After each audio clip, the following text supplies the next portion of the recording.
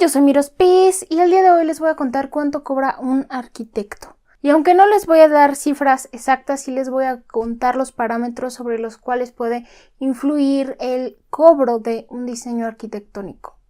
Para empezar, un arquitecto puede ofrecer distintos servicios.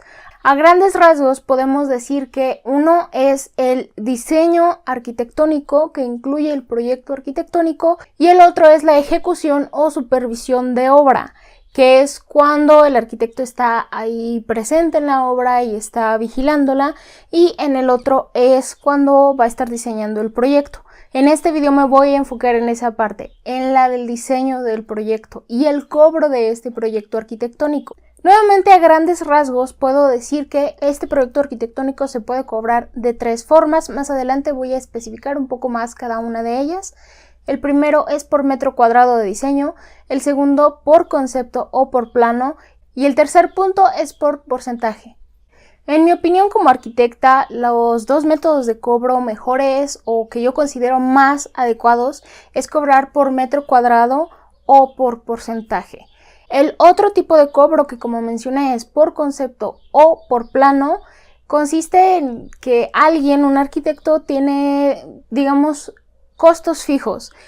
Yo por diseñar una casa cobro tanto y siempre cobro lo mismo, o también existen algunos arquitectos que dicen yo por plano cobro esta cantidad y si por ejemplo es una casa de 2 pisos entonces voy a usar 2 planos, cobro tanto y así sucesivamente. He notado que este tipo de cobros los hacen arquitectos con menos experiencia o que no ofrecen realmente un diseño personalizado. Hay algunos arquitectos que tienen como un catálogo de diseños y nada más, como ya lo hicieron una vez, le ofrecen eso a los clientes.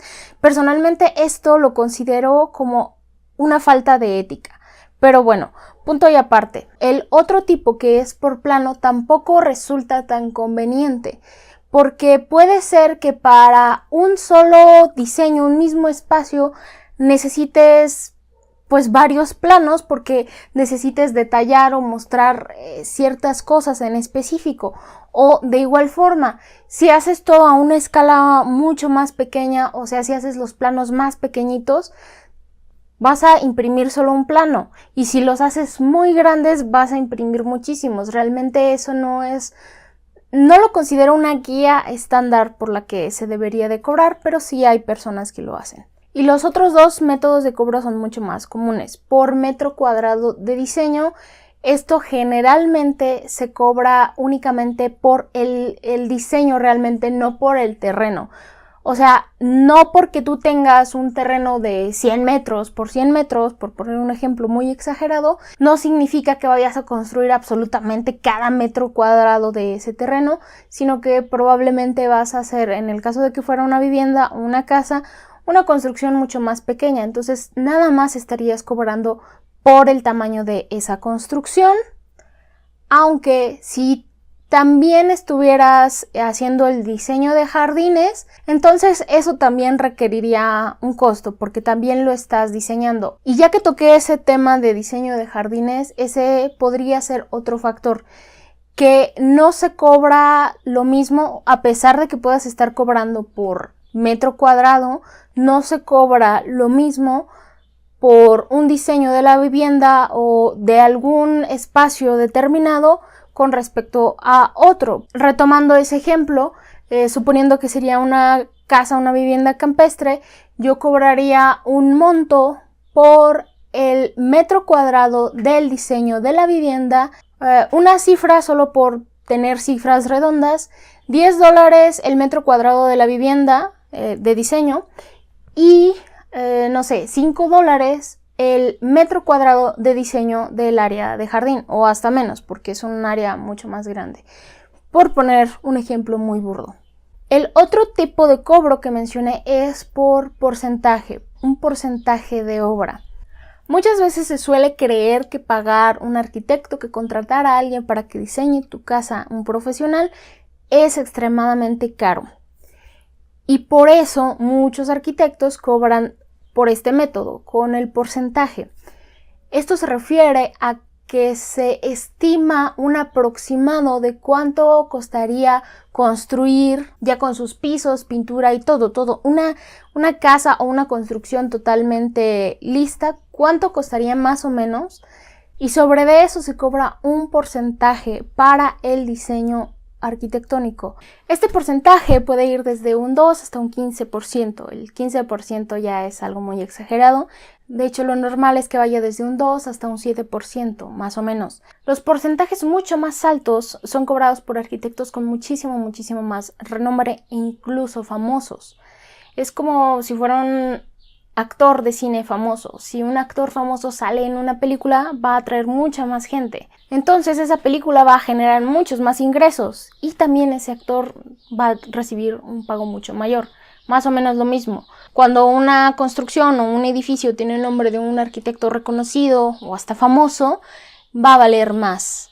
Aunque sea exactamente lo mismo que haya hecho un arquitecto con menos renombre, va a valer más, va a poder venderse mucho más caro. Pero aún así, entre el 2 y el 7% sigue siendo un rango muy amplio. Esto se debe a que hay muchas características por las que puede variar el costo de un proyecto arquitectónico. Uno de ellos puede ser la zona económica. Todo es más caro en las zonas económicas con un poder adquisitivo mayor y es menor en zonas con poder adquisitivo menor, tanto en diferentes países como dentro del mismo país. Por ejemplo, aquí en México tenemos la zona económica A, B y C, siendo A la zona con mayor cantidad de ingresos y la C con unos ingresos menores. Si un arquitecto vive en la zona A, va a necesitar agua, luz, internet, servicios, papeles, tinta para imprimir. Hasta el plotter y la computadora pueden salirle mucho más costosos, por lo que realizar un proyecto arquitectónico le va a ser más costoso. Incluso mantenerse a sí mismo mientras está haciendo ese proyecto arquitectónico va a ser más costoso, por tanto, el mismo proyecto va a ser más costoso. Si viviera en una zona económica tipo C, sería menor sus gastos y por tanto también podría, no necesariamente, pero podría ser menor lo que cobre por hacer el mismo proyecto arquitectónico. Esto es mera lógica.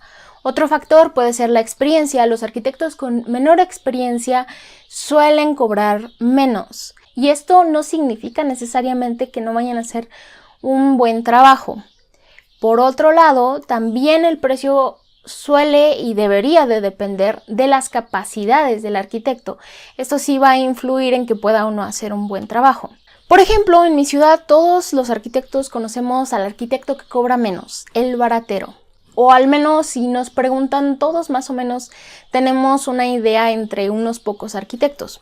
Personalmente en el que yo considero que es el que tiene un precio más bajo, también va muy ligado con la calidad que ofrece. He visto que le han llevado algunos trámites que son relativamente sencillos y ha tenido que corregirlos más de una vez. El cliente le dice, no, ¿sabes qué? Esto estuvo mal. Hasta cosas mínimas, pero que no aceptan esos trámites en la dependencia en la que se tienen que hacer. Entonces, esto es algo que puede suceder. Otro factor que puede alterar el costo del proyecto es el tipo del proyecto. No es lo mismo diseñar una casa de interés social que un hospital, por ejemplo. Un hospital tiene sus propias normas muy estrictas y es mucho más complejo de diseñar. Y de igual forma no es lo mismo diseñar una casa pequeña o con requerimientos menores que una casi mansión, que incluso podría requerir considerar otro tipo de instalaciones y también el costo se va a ver afectado por los alcances del proyecto, así que a continuación voy a hablar de los alcances del proyecto, es decir, qué te incluye. Aquí es donde vamos a ver qué incluye lo que tú estás pagando.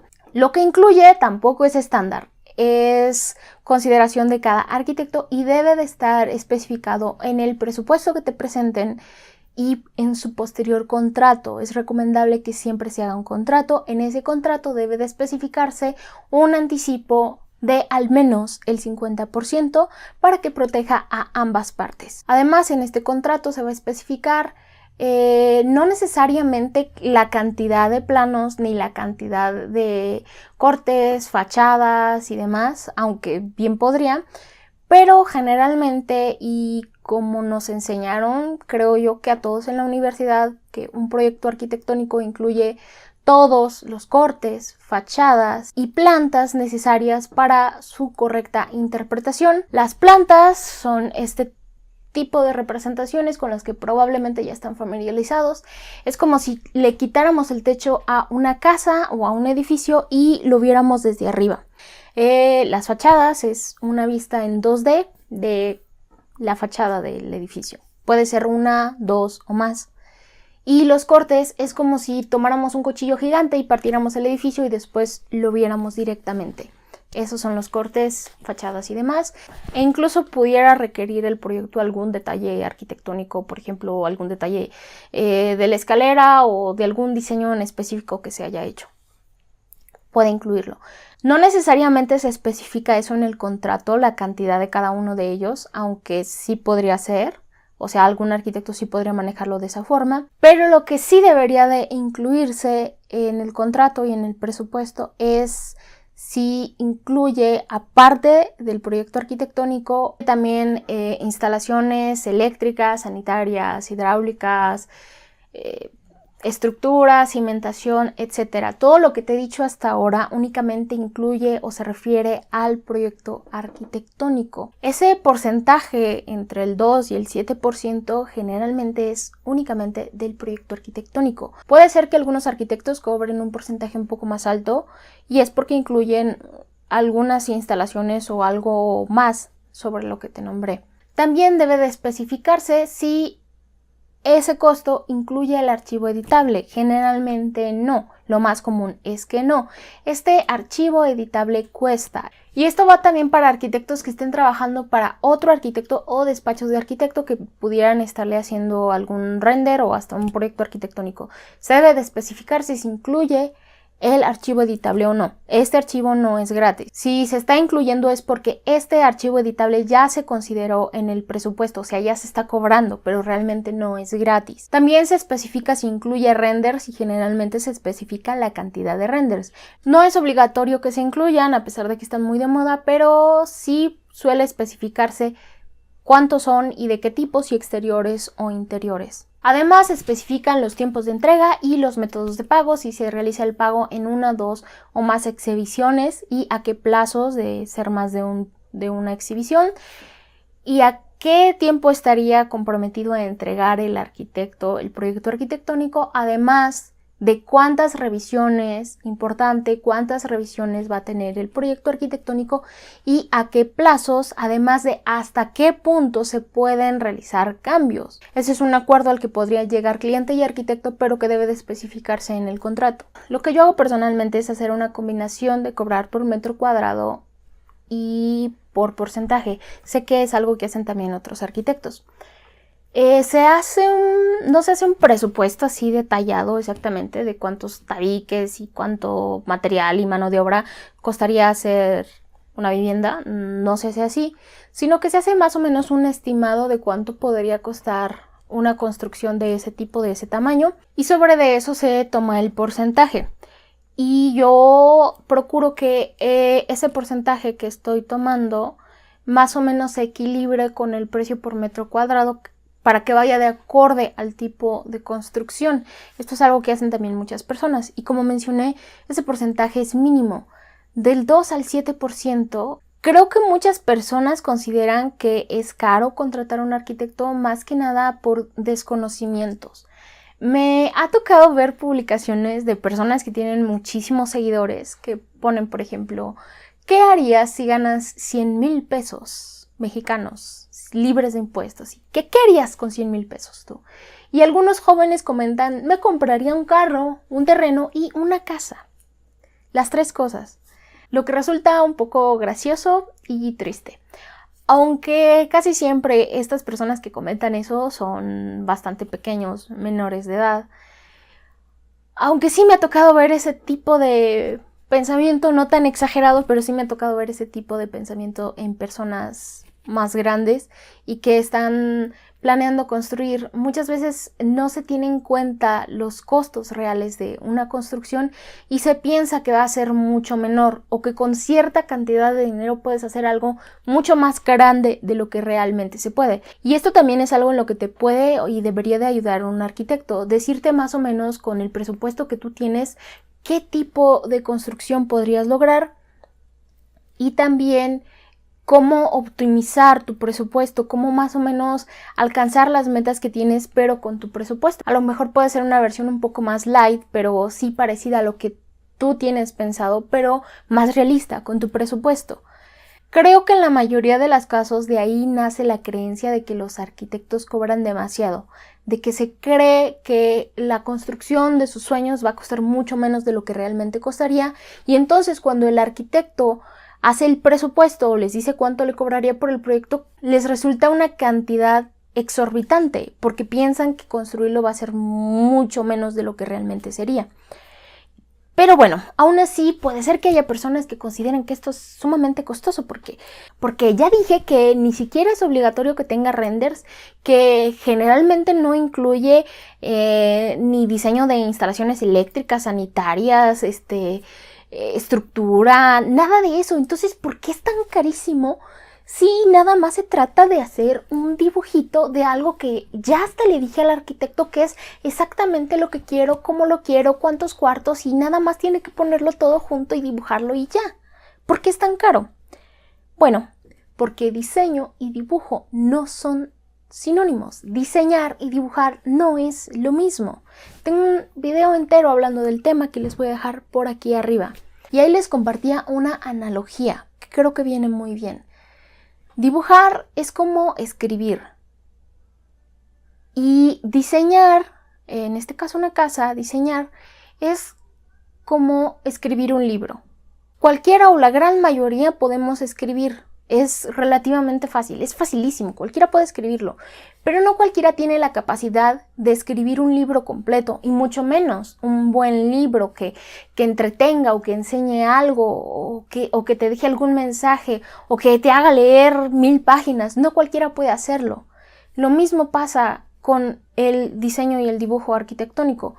Relativamente cualquiera puede dibujar, es muy fácil aprender a dibujar. Hasta en AutoCAD, a mano con escuadras y demás puede resultar un poco más complicado en estos días con la tecnología que tenemos y con internet. Cualquiera puede aprender a usar AutoCAD. Relativamente cualquiera puede aprender a usar AutoCAD. Dibujar es facilísimo, pero eso no significa que por dibujar alguien pueda diseñar. No por saber escribir alguien va a saber escribir un libro. No por saber dibujar alguien va a poder diseñar algo, en este caso algo arquitectónico, y mucho menos algo bueno. Y además, los arquitectos no hacemos casas bonitas, o más bien no es lo único que hacemos. De hecho, hacer una casa bonita es lo último, y no me refiero a que sea lo último que hagamos en nuestra vida. No, me refiero a que es en lo último en lo que nos fijamos, o en lo último en lo que deberíamos de fijarnos, en hacerlo estético, en hacerlo agradable. Es el último de todos los aspectos para que algo sea llamado arquitectura. Pero bueno, eso es algo de lo que ya hablaré en otro video. Nos vemos en un próximo video. ¡Paz!